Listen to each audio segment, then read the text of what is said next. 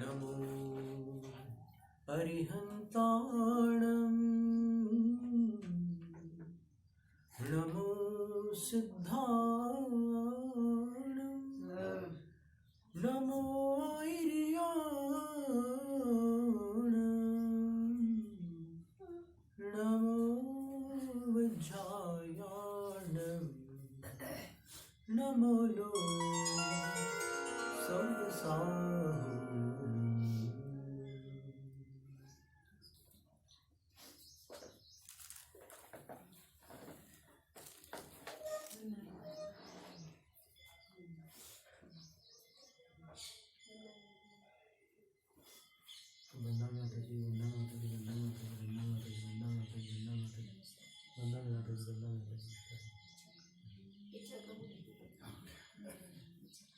प्रथम केशवंश पहला वाला संस्कार के पहले हुआ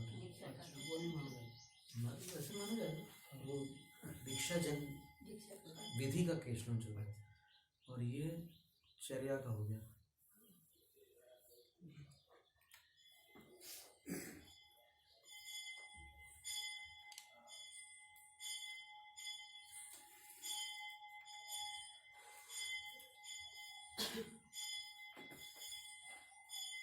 तो 8 गुणों को अपने को स्मरण करना है आचार्यों के। आचारवत्व, आधारवत्व, निर्व्यापकत्व, निर्वापकत्व, दोष वामक, उत्पीलक, दोषाभाषक, हानि लाभ दिग्दर्शक और व्यवहारवान। 5 प्रकार का जो प्रायश्चित व्यवहार उससे संबंधित। फिर कल्पों की चर्चा थी। कल्पों में अचेल कल्प जिसको लिंग कल्प कहा, उसमें जैन साधु की 4 पहचान बताई थी। व्युत्सृष्ट शरीरत्व प्रतिलेखन लोचनाग्न्यानि, स्नान सजावट नहीं करना, प्रतिलेखन अर्थात पिच्छी धारण करना, लोच यानी केशलोंच करना और नाग्न यानी नग्नत्व को धारण करना। तो 5 प्रकार के वस्त्रों से रहित रहना है नग्नत्व। आर्यिकाओं के लिए एक साड़ी का आवरण जिनेंद्र भगवान ने आदेशित किया और उसको आचार्य सुरधि सागर महाराज शीलोपकरण कहते हैं। परिग्रह नहीं है, साटिका परिग्रह नहीं है, शीलोपकरण है।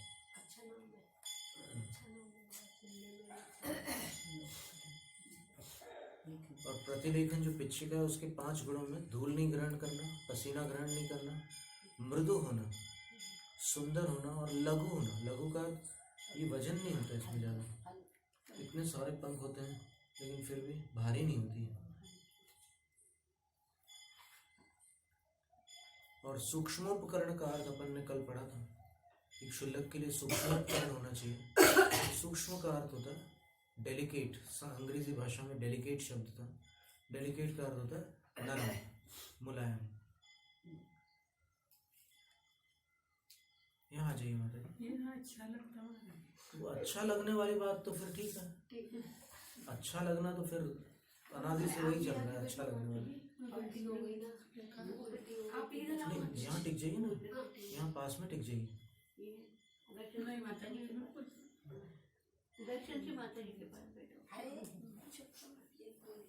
सुनाई नहीं दे रहा, सुनाई नहीं दे रहा।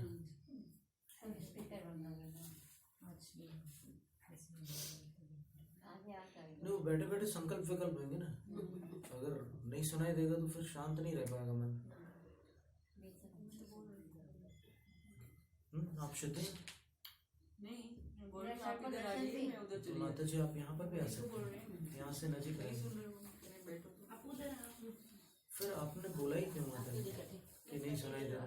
जब आपका प्रबंध करना है तो ऐसा हो जाता है, एक अवस्था ऐसी होती है। कमजोरी के मारे भी नहीं सुनाई दे रहा होगा, 10 हो गए ना तो ऐसा हो जाता है, कमजोरी से भी नहीं सुनाई देता। इतना बीमार है माता जी। आज इतना सुनने मिलेगा तो मन एकदम हल्का हो जाएगा, इतनी अच्छी अच्छी बातें मिलेंगी। या फिर हम जोर से बोलेंगे तो फिर बहुत तो खत्म हो गया, बैटरी खत्म हो गई इसकी, स्पीकर की बैटरी खत्म हो गई, डिस्चार्ज हो गई, बोलचाल में खत्म हो गई। ये 5 गुणों वाली पिच्छी होती है। लोच का नियम यह है कि 2, 3 अथवा 4 माह की अवधि में भरणी, कृत्तिका, मघा और विशाखा नक्षत्र छोड़कर केशलोंच किया जाता है।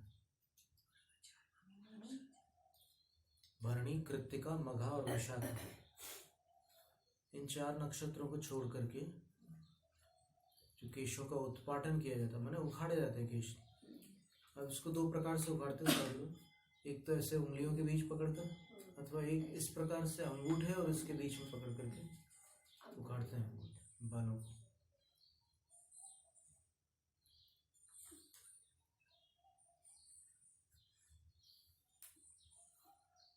और उस दिन उपवास पूर्वक ही करते हैं केशलोंच, बिना उपवास के केशलोंच नहीं होता।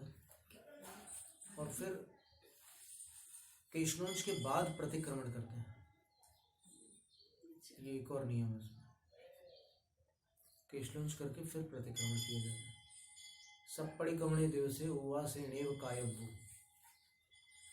सुबह वाला जो प्रतिक्रमण करते हैं, कोई भी वो केशलोंच के बाद ही प्रतिक्रमण होगा। सुबह का नहीं माना जाए। सुबह का आपका अलग रहेगा प्रतिक्रमण, केशलोंच के बाद एक अलग से प्रतिक्रमण होगा। केशलोंच के दिन उपवास क्यों करते हैं? एक पहला कारण तो जिनाज्ञा है, दूसरा कारण ये हो सकता है कि केशों के लोंच से स्पर्शन इंद्री की तो विराधना होती है,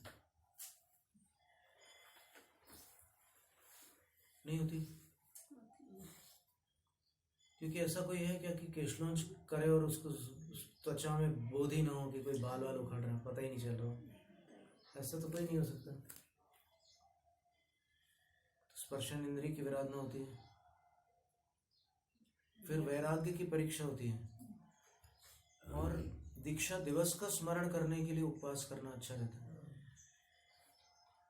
कि जिस दिन मैंने दीक्षा ली थी उस दिन केशलोंच करके उपवास किया था, तो जितनी बार केशलोंच करूंगा उतनी बार उपवास करके दीक्षा का स्मरण करूंगा। तो उससे एकदम एक ताजगी आ जाती है, एक नयापन आ जाता है। ब्लड भी तो आ जाता है ना। और हाँ, वो तो सब बाकी चीजें तो वो तो हमने बोला ना, विराधना उसमें सभी कुछ आ गया।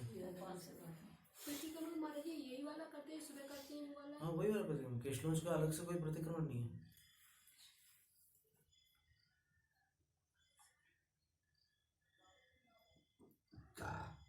फिर इसके अन्य भी अलग अलग उसमें व्याख्यान में बहुत सारे अर्थ किए हैं, रसोनंदी सिद्धांत चक्रवर्ती आचार्य महाराज ने। फिर आचेलक्य का अर्थ होता है 5 वस्त्रों से रहित रहना। तो अब उसमें जो श्लोक आया था हम पढ़ के सुनाते हैं।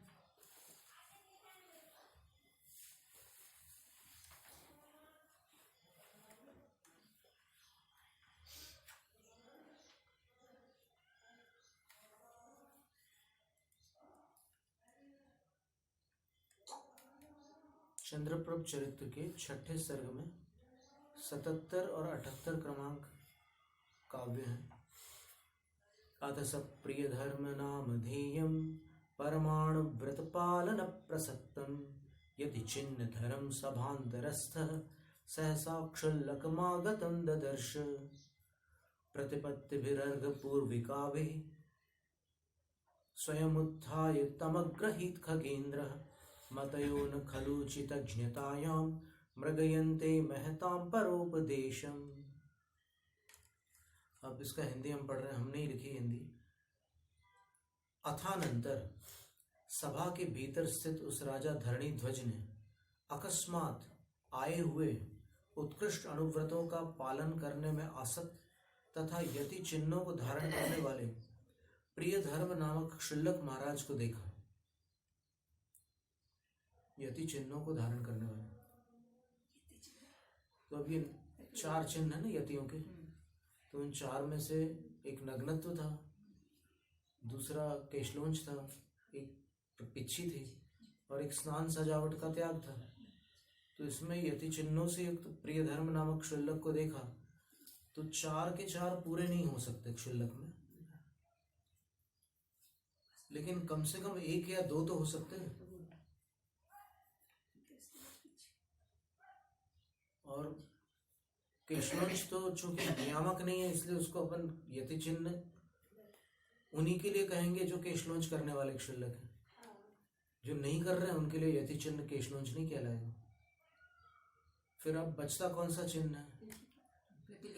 प्रतिलेखन बचता है। प्रतिलेखन में, मुनि वाले प्रतिलेखन में और क्षुल्लक वाले प्रतिलेखन में ऐसा बता रहे थे आचार्य महाराज, आचार्य कुंतु सागर महाराज, कि वो करंज जालिका जो लिखी है पद्म पुराण में, क्षुल्लक ने, सिद्धार्थ क्षुल्लक महाराज ने अपने बगल में ऐसे करंज जालिका को दबा रखा था, ऐसा लिखा था। इसका नाम तो करंज जालिका का मतलब ये होता है कि करंज के रेशों से बनने वाली जो जाली होती है उससे बंधे हुए ये मृदु उपकरण, ये मृदु जो मुलायम पंख है, जैसे इसमें क्या है कि अपन जो बांध रहे हैं मुनियों वाली पिच्छी में, उसमें ये अलग अलग प्रकार के साधन है बांधने के, तो वो चंद्रोपक बंधन और यहाँ पर एक डंडी रहती है, उससे ये पिच्छिका तैयार होती है। ये इसको चंद्रोपक कहते हैं। और वो दक्षिणी पिच्छी में ये 12 होते हैं, कुछ लोग और अधिक भी लगा लेते हैं। और उत्तर वाली पिच्छी में ये पूरे पंखों का एक समूह इधर होता है, एक समूह इधर होता है। जो पिच्छी कौन सी माता जी के पास है? हाँ देखो, ये तो अब ये आप देखिएगा अंत में जब आशीर्वाद मिले ना तब देखिएगा कि ये 2 प्रकार की पिच्छियाँ होती है। ये दक्षिणी बंधन वाली है और वो उत्तर बंधन वाली है। तो उत्तरापथ की पिच्छी और दक्षिणापथ की पिच्छी। आचार्य वर्धमान सागर महाराज श्री आदि के संघों में आचार्य विमल सागर महाराज जी यही वाले लेते थे या ये वाले? अच्छा, ये दक्षिण। तो इसमें क्या है कि ऐसा कुछ हुआ ही नहीं, उत्तर दक्षिण एक है, उत्तरा दक्षिण तुल्या एक सूत्र आता है। पर ये यहाँ जो बंधन होता है, यहाँ पर क्या है कि शन की रस्सी से या और किसी उपाय से बांधते हैं इसको। क्षुल्लक महाराज ने जो पिच्छी रखी थी पद्म पुराण में जो बताया है, उसको उन्होंने करंज जालिका से बांधा हुआ था। करंज जालिका का मतलब होता है, ये करंज का पेड़ यहाँ पर है पास में, उसमें ऐसे बादाम जैसे बीज होते हैं, कंजी बोलते हैं उसको, संस्कृत में कांजीर भी बोलते हैं। तो उसकी जो छाल होती है, उसके रेशे बड़े मजबूत होते हैं। मजबूत पेड़ में एक बरगद का पेड़ होता है, करंज का पेड़ होता है और कुछ ऐसे इन्हें गिने पेड़ होते हैं जो आसानी से टूटते नहीं है, इतने मजबूत होते हैं वो। तो उसकी जो पेड़ की जो छाल है उसके रेशे बड़े मजबूत होते हैं। तो उससे जो पिच्छी होती है तैयार, उसको करंज जालिका कहते हैं। तो क्षुल्लक महाराज ने करंज जालिका पकड़ी थी, ऐसा पद्म पुराण के 100 क्रमांक पर्व में लिखा हुआ है। और सीता माता ने उनका फिर 9 खंड के महल से भागते हुए उतरकर पड़गान किया था।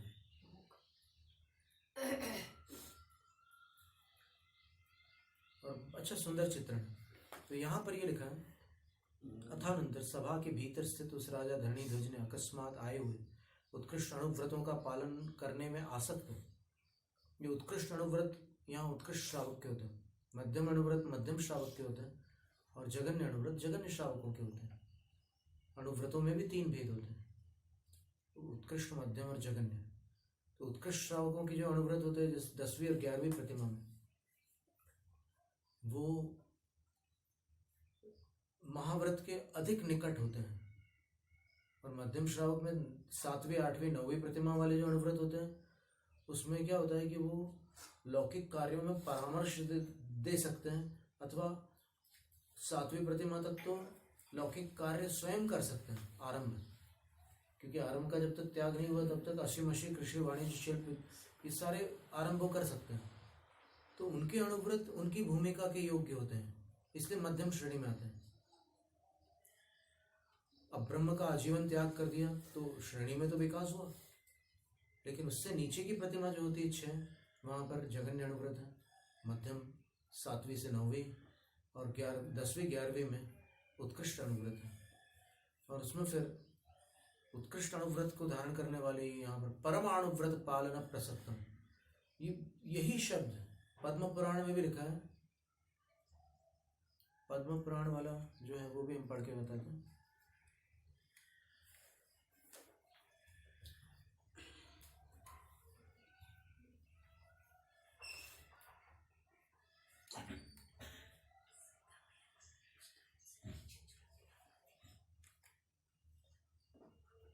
यहाँ पर तो परमाणु व्रत पालन प्रसक्तम लिखा है, और वहां पर लिखा है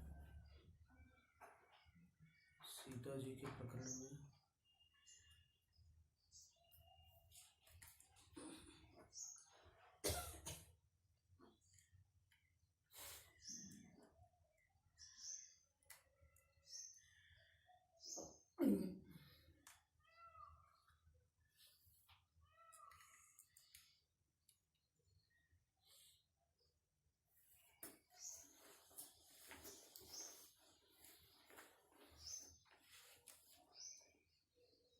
प्रशांत वदनो धीरो, देखो शुल्लक जी का वर्णन सुन लीजिए। 7वीं शताब्दी में वर्णन हो रहा है। ततस्तत् पुण्य योगेन सिद्धार्थ नाम विश्वद शुद्धात्मा क्षुल्लक पाप वज्र जंगस्य मंदिर। तब वहां पर उनके पुण्य योग से, किनके, लव और कुश के पुण्य योग से सिद्धार्थ नाम के एक विख्यात शुद्धात्मा क्षुल्लक वज्र जंग के सदन को प्राप्त हुए। संध्यात्रयमवन्ध्यम यो महाविद्या पराक्रम मंदरोर से वंदित्वा जिनानीति पदं क्षणात्, जो 3 संध्याओं में अपनी महाविद्याओं के पराक्रम से सुमेरु पर्वत के जिनालयों की वंदना करके, जिनेंद्र भगवान की वंदना करके अपने स्थान पर मुहूर्त के 12वें भाग में वापस लौट कर आ जाते थे 4 मिनट में, इतनी जिनकी क्षमता थी। ऐसे विद्याधर शुल्लक थे। प्रशांत वदनो धीरो, उनका मुखमंडल एकदम शांत था। वो धीर वीर थे, थोड़ी थोड़ी बातों में विचलित नहीं होते थे। धीर का अर्थ होता है जो संकट में न विचलित हो, उसे हम धीर कहते हैं। लुंच रंजित मस्तक, और केशलोंज से रंगा हुआ मस्तक था, माने एकदम ताजा केशलोंज करके आए हुए थे। हो सकता है पारणा के लिए आया हो। और साधु भावना चेतस को, पवित्र साधु उत्कृष्ट भावनाओं से जिनका चेतस मन भरा हुआ था। वस्त्र मात्र परिग्रह, वस्त्र मात्र को जो ग्रहण किए हुए थे। यहाँ परिग्रह शब्द का अर्थ 10 परिग्रह नहीं लेना। परिग्रह का अर्थ होता है ग्रहण करना। जैसे कई जगह लिखा है ना, व्रतानि परिग्रह्य, तो व्रतों का परिग्रह नहीं होता, व्रतों का ग्रहण होता है। गुरु उपकंठे होता है ना, व्रतानि परिग्रह। यहाँ पर वस्त्र मात्र परिग्रह का अर्थ है, यहाँ पर वो परिग्रह नहीं लेना 10 प्रकार के परिग्रह, क्योंकि 10 प्रकार के परिग्रह का त्याग तो 9वीं प्रतिमा में हो गया है, नहीं हुआ? 9वीं प्रतिमा में किसका त्याग हुआ है पहले ये देखो। कौन से परिग्रह का? 10 प्रकार के परिग्रह का त्याग हुआ है। तो ये वस्त्र जो होता है ना, इसको परिग्रह से पृथक माना गया। वस्त्र जो होता है उसको उपभोग माना गया, और क्षुल्लक अवस्था में वस्त्र को उपभोग भी नहीं।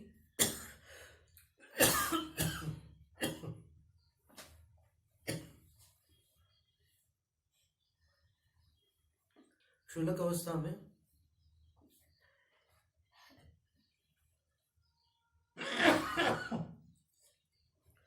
उस मुद्रा का,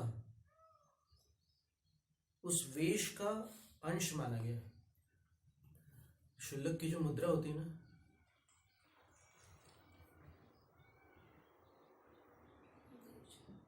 उसका यूनिफॉर्म है। यूनिफॉर्म को हिंदी में क्या बोलते हैं? ड्रेस। हिंदी में तो ड्रेस नहीं बोलते, अंग्रेजी में ही है ड्रेस।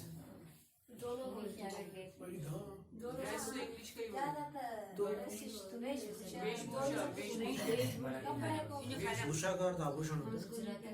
स्कूल का ड्रेस बनाते वो इंग्लिश का हो गया, वो माता जी भी सही तो ये वस्त्र मात्र परिग्रह था उनके पास। और उत्तम आणुव्रतो नाना गुण शोभन भूषित वर्दी, उर्दू में बोलते हैं गूगल में वर्दी है। हाँ, वर्दी भी सही। उत्तम अणुव्रत लिखे हैं, देखिए आप ध्यान देना, वहाँ परम अणुव्रत लिखे थे, यहाँ उत्तम अणुव्रत लिखे हैं। और नाना गुण रूपी आभूषणों से वे भूषित थे। और कैसे थे? जिन शासन तत्वज्ञ कला जलधि पारंगत है, जिन शासन के तत्वों के ज्ञाता थे और 72 कला रूपी सागर के पारगामी थे।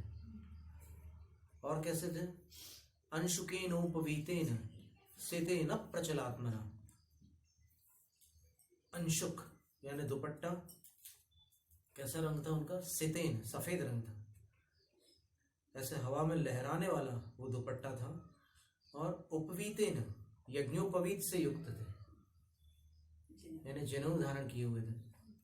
और मृणाल कांड जालेन नागेंद्र एवं मंथर, जैसे किसी सरोवर से एक हाथी बाहर निकल करके आता है तो उसके पैरों में वो कमल के डंठल लगे रहते हैं, वैसे ही ये क्षुल्लक जी चले आ रहे थे आहारचर्या के लिए।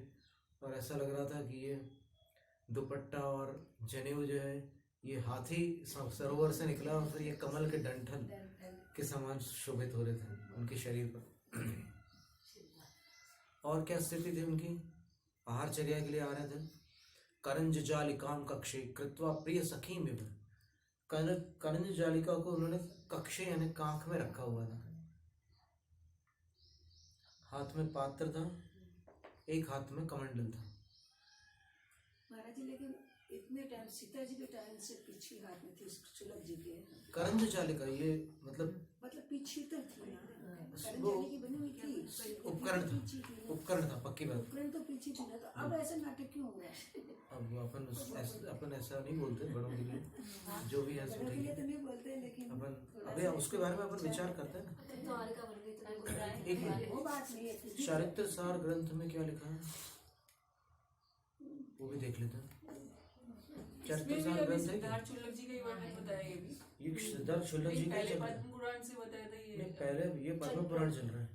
पहले प्रियधर्म शुल्लक का चंद्रप्रभ चरित्र से वर्णन चल रहा था। अच्छा, ये सिद्धार्थ शुल्लक। अभी एक बार अपन चारित्र सार पर एक नजर डालते हैं।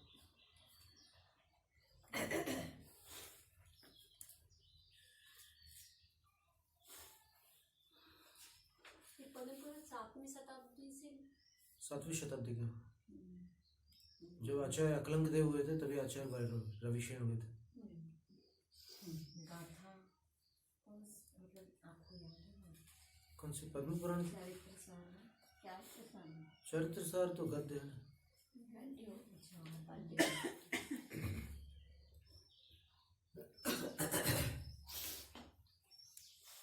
अभी मिल जाएगा, हमारे उसमें पेज भी खुला ही होगा पीछे वाला।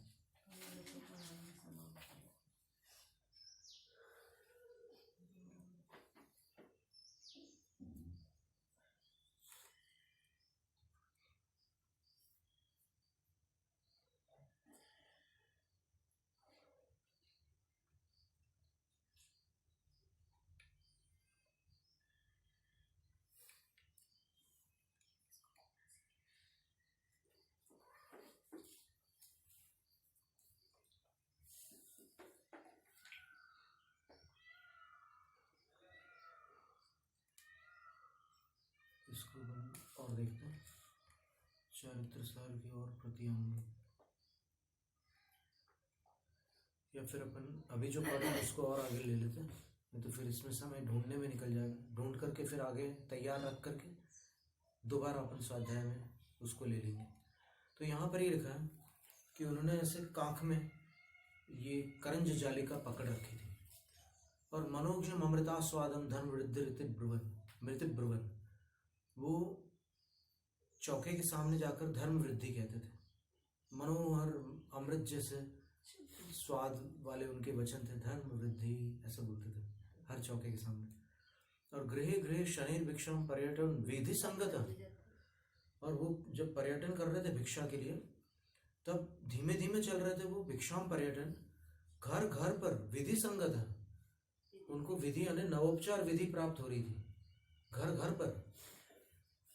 और उससे संगत होते हुए वे गृहोत्तमम समासीद यत्र तिष्ठति जानकी, उस स्थान पर पहुंच गए जहां पर जानकी विराजमान थे। उस घर पर पहुंचे, यानी हर घर से उनको कुछ न कुछ भिक्षा प्राप्त हो रही थी। ये बहुगृह भोजी क्षुल्लक थे, क्योंकि घर घर पर विधि संगत हो रहे थे ना। वो विधि संगत का अर्थ हो रहा है कि वो नवोपचार विधि को स्वीकार कर रहे थे। अगर वो छोड़कर चले जाते तो फिर उनको विधि संगत नहीं कह सकते थे, तब तो वो श्रावक ही विधि कर रहे हैं वैसा माना जाता। पर ये विधि संगत हो रहे हैं, इसका अर्थ क्या हुआ कि इन्होंने उनकी नवोपचार विधि को स्वीकार किया है। तो पात्र में वो उनके द्वारा दिया हुआ कुछ कुछ भोजन ग्रहण कर रहे थे। ये दूसरी विधि है, पुरानी शास्त्रों में वर्णन मिलता है इसका। अब ये 7वीं शताब्दी के ग्रंथ में अपन पढ़ रहे हैं इसको। फिर वहां पहुंच गए वो सीता जी के यहाँ पर। जिन शासन देवी व सा मनोहर भावया दृष्टवा क्षुल्लक मुत्तीर्य संभ्रांता नव मालिका। फिर जिन शासन देवी के समान मनोहर भावना से युक्त सीता ने उनको नवखंड के महल से ऊपर से देखा और संभ्रांता हड़बड़ी के साथ वो नीचे उतर करके आ गई और उपगत्य समाधाय करवारी रहद्वयम, वो उनके उपगत्य यानी समीप गई और समाधाय विधिवत उनका पड़गान किया। और करवारी रहद्वयम, करवारी माने अपने हाथों में वारी जो प्रासुक जल था उसके रहद्वयम 2 प्रवाह छोड़े उनने उनके चरणों पर। उनके चरणों का प्रक्षालन उन्होंने चौके में प्रवेश करने से पहले सीता माँ ने उनके चरणों पर 2 धाराएं जल की छोड़ दी। रहद्वयम इच्छाकार आदिना, इच्छाकार को आदि लेकर, इच्छाकार यहाँ से शुरुआत की और उसको आदि लेकर के सम्यक संपूज्य पूरी पूजा उनने की।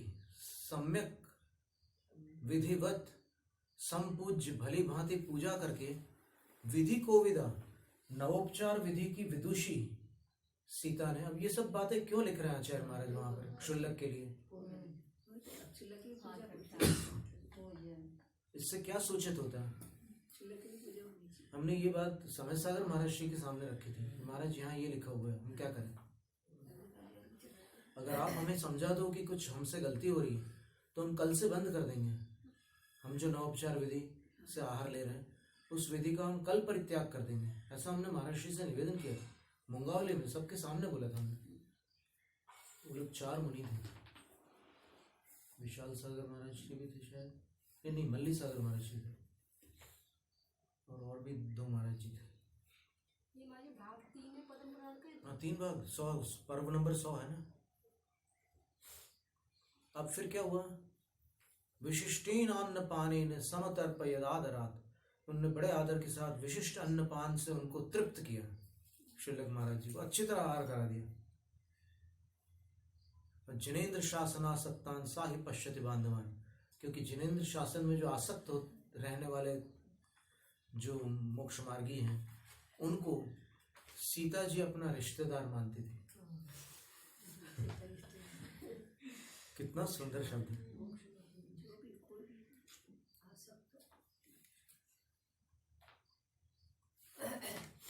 आसनादि प्रदानेन गृहस्थ मुनिवेश भृत तथा सुखम समासीन परम तोष मुद्वान। फिर जब लवकुश के पास नारद जी पधारे, कृतांत वक्त से पूछा नारद जी ने कि तू कहाँ छोड़ के आ गया भाई, महारानी को तूने कहाँ जंगल में छोड़ दिया? तो उसने बताया कि ऐसे यहाँ से 60 योजन दूर। तो वो ढूंढते ढूंढते ढूंढते ढूंढते लवकुश के पास पहुंच गए। और लवकुश वीरो दर्शने वस्थितौ वीरो प्राप्त ताभ्याम च पूजित, दोनों ताभ्याम पूजित, लव कुशाभ्याम नारद पूजित क्षुल्लक। नारद जी क्षुल्लक थे तो उनकी लव और कुश ने पूजा की।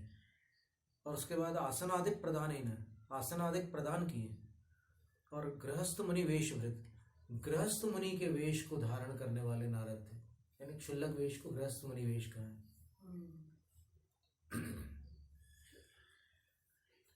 परमं तोषमुद्वहन, नारद जी अत्यंत संतुष्ट हुए और फिर क्या किया, अब्रवीत तावद द्वारा कृत स्निग्ध निरीक्षण, बड़े प्रेम से उनने उन दोनों की ओर देखा, लव कुश की तरफ की, इतना सम्मान कर रहे हैं मेरा, और बड़े स्नेह से उनने निरीक्षण करते हुए उन दोनों से कहा कि हे कुमारों, तुम लोग राम लक्ष्मण के समान फूलो, ऐसा आशीर्वाद दिया उन्होंने। तब वो दोनों कुमार अचंभित हो गए, बोले कि आपने ऐसा आशीर्वाद क्यों दिया, हमें आप सुनाइए कुछ राम लक्ष्मण के बारे में। तब नारद के मुख से, रामायण जैन रामायण में आता है कि पूरी रामायण लव कुश को पहली बार नारद ने सुनाई, शुल्लक जी ने। इनको ब्रह्म ऋषि बोलते हैं, वही जो देवर्षि देव ऋषि, हाँ, जो देवर्षि नारद हाँ, देव ऋषि। आकाश में गमन करते रहते हैं हमेशा। ये पर्व नंबर 102 में लिखा है, गृहस्थ मुनि वेशभृत। तो चर्चा अपनी कहां से कहां चली गई।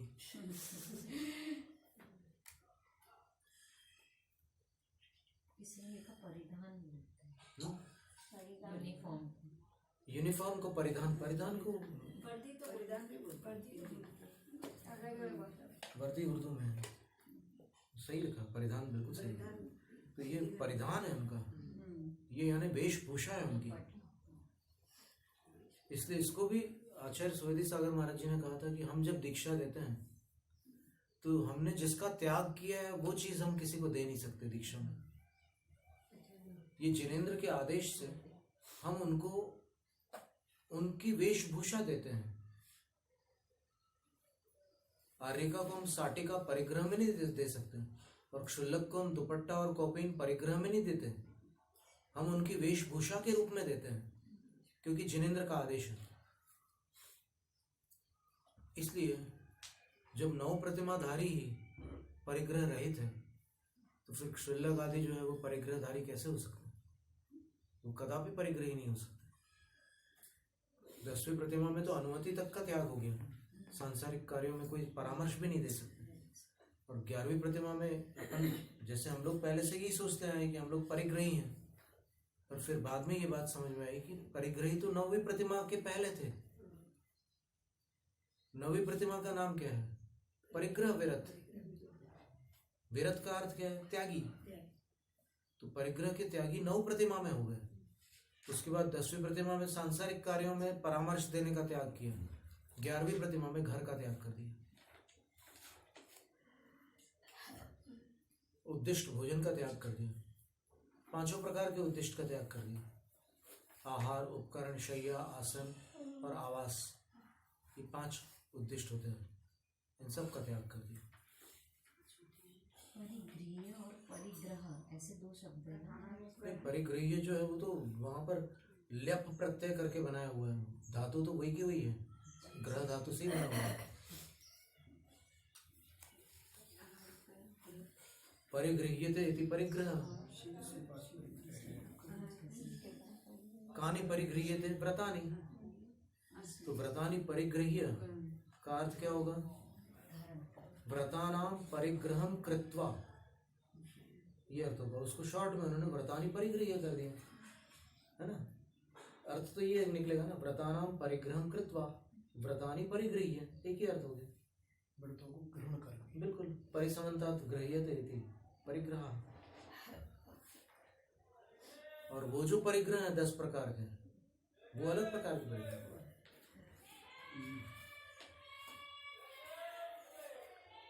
अगर व्रतों को परिग्रहण कर रहे हैं व्रतों का, तो व्रत परिग्रह हो गए कि नहीं।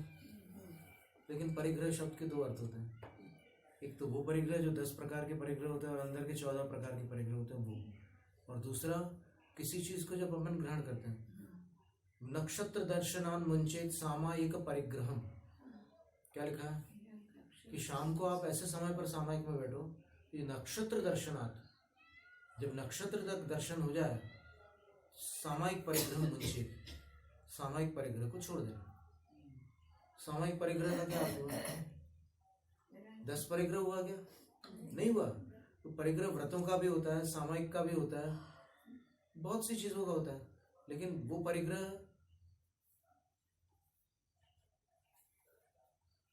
परिग्रह से अलग है। इतना ही सार है। आप ऐसे प्रश्न जरूर पूछा करो जो इसके रहते हैं ना व्याकरण संबंधी, तो उससे हम और उसका स्पष्ट कर सकें। आज बहुत सारी ऐसी बातें हमने बोली जो हमने कभी पहले किसी व्याख्यान में नहीं बोली। ऐसी बातें आज हमने बोली है। जैसे व्रतों के जो 3 भेद हैं, जघन्य श्रावक के जघन्य अणुव्रत है, मध्यम श्रावक के मध्यम अणुव्रत है, उत्तम श्रावक के उत्तम अणुव्रत है। ये बात हमने आज पहली बार बोली है और ये बात इससे प्रमाणित भी हो रही है। दोनों स्थानों पर अपने को यही कथन मिल रहा है, परमाणु व्रत और उत्तम। इसमें क्या लिखा था? यहाँ उत्तम अणुव्रत लिखा था। उत्तम अणुव्रतो धीरो वस्त्र मात्र परिग्रह, ऐसी पंक्ति थी ना। नमो आयर्याण जैनम जयतु शासन स्वाध्याय निष्ठा शुद्ध भक्ति का करूँ।